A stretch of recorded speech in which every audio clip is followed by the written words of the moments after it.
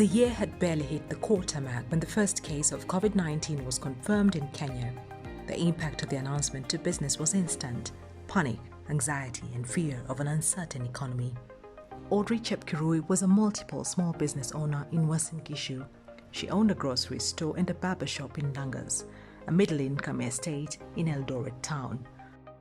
As soon as the government enforced the COVID-19 safety regulations, she had to close her barber shop and let go of staff at the grocery shop. Now she manages the store alone. So vile job ilienda chini, they also became idle.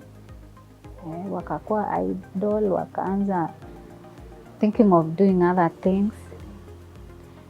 Eventually, wakaenda.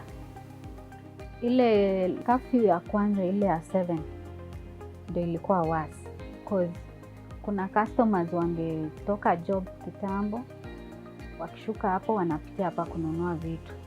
But sasa wakifika hiyo around 6:30, mimi nishafunga juu ninaishi hata mimi mbali. 6:30 nimefunga, nimeenda. Chana there are no much movement because watu wameenda kazini, wameenda kuhustle. So nilikuwa nategemea sana wale wa jioni. Hata asubuhi ni mkate tu, mkate labda na credit, wana rush to work. Such inconveniences cut across sectors, size and nature of business notwithstanding. At Cookchick, a leading supplier of day-old chicks catering to small-scale holders that rear free-range chicken, the supply chain was disrupted, making access to animal feed and technical support a challenge. Many SMEs have never had to weather a pandemic. It was a walk in the dark, but there was a ray of hope. The Kenya National Chamber of Commerce, KNCCI, an organization that exists to ensure a conducive business environment for its members, threw its weight in supporting such businesses to navigate the difficult times. The Chamber of Commerce has been very supportive right from the beginning. In the initial days, it was difficult to distribute poultry products. We believe poultry products is food. So through the advocacy of the chamber, the government included poultry as part of the essential services. And that meant that we could now distribute our products to the market. Also, as a chapter, we organize for special permits to our members who are doing the essential business. We also gave a request to landlords, especially those ones who are burying business people, to give rent relief because the businesses were really affected. And I'm happy. We got very good response in Uasin Gishu and actually in this Eldoret town. We had more than 20 landlords who actually reduced their rent, and even some of them suspended the rents for around 3 months. The pandemic has led to massive layoffs, inability of businesses to service loan facilities and meet operational costs. This has in effect pushed businesses to remodel themselves to adapt to the times. Even companies that manufacture basic commodities that are ideally easy to market found it hard to keep the doors open. Flavor Toast, a popular bread company, was forced to change strategy to stay afloat. As a manager of Flavor Toast, the entire issue of COVID has taught us a lot. One, we've been taught that we should always be ready and prepared for hard times. We should always be ready to make tough decisions that humanly we think or we see are not favorable and are affecting others. But as a business, for us to have sustainable growth and operations, we need to be ready and prepared to make such decisions. Two, we've learned that we need to diversify our products so that we can be able to have a wider range of products we are offering to the market, and therefore they would be able to complement whatever we already have. Three, we've learned on cost cutting to remain in business because costs are very high in our operations, but we've had to learn on how to cut those costs.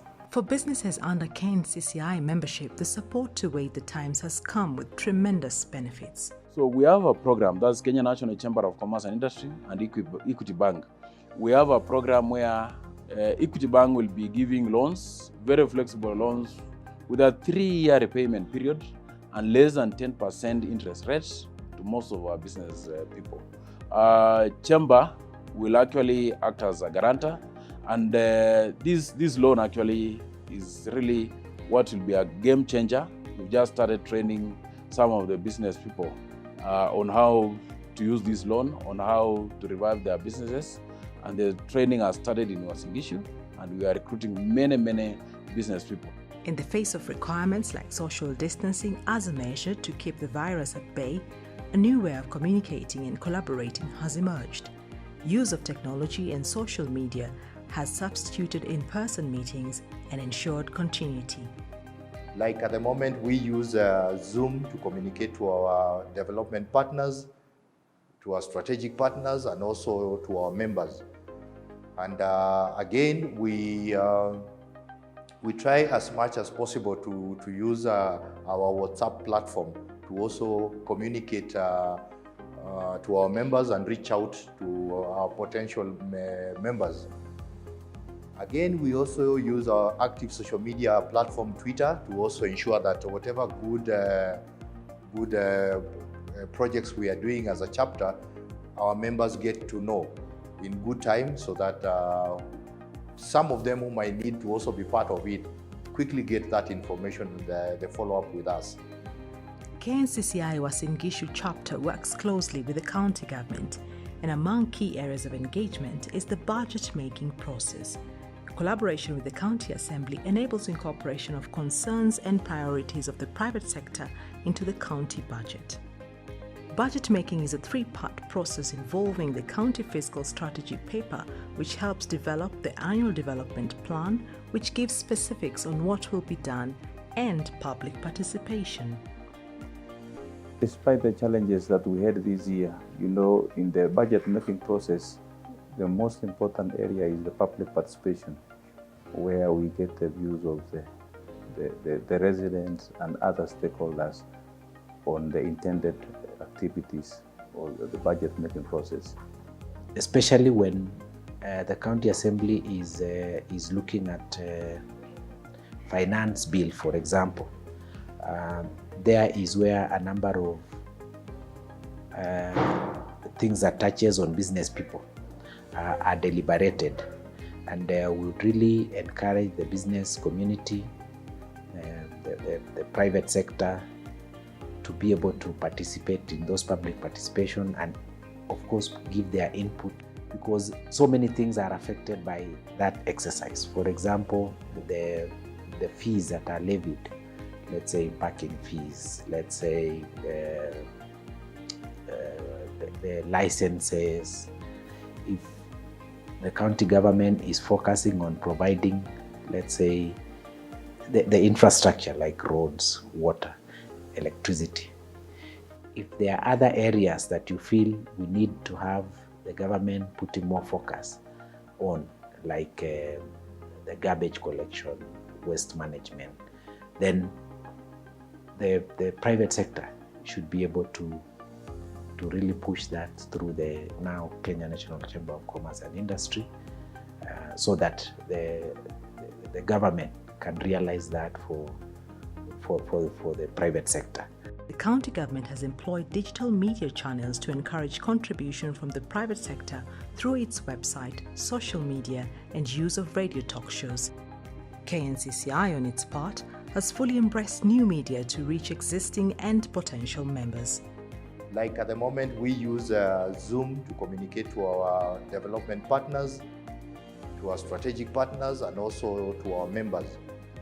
And again, we try as much as possible to use our WhatsApp platform to also communicate to our members and reach out to our potential members.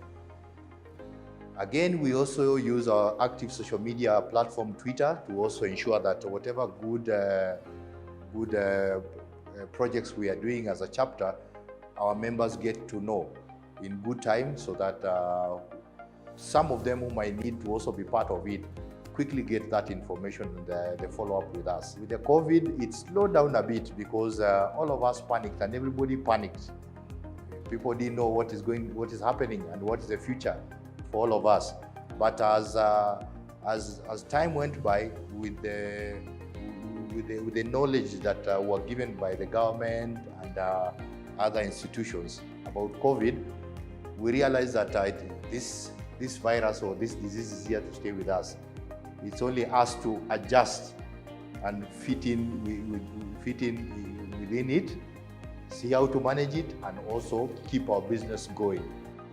In addition, the Chamber has gathered data that will be useful in ensuring the interests of its members are articulated in budget deliberations. We did a survey with Moi University in order to find out how this pandemic has affected businesses within Uasin Gishu County. And these findings, we actually handed it over officially to the county government and the national government. To the county government through the governor, and also to the national government through the county commissioner, so that the findings could be adopted with both levels of government, especially when they are strategizing on their economic recovery plan. Some of the recommendations we presume will be adopted at both levels of government. The efforts advanced by KNCCI Uasin Gishu chapter have been backed by a solid partnership with the Center for International Private Enterprise CIPE, which has been instrumental in strengthening and building capacity for the Chamber in issues around management, advocacy and communication.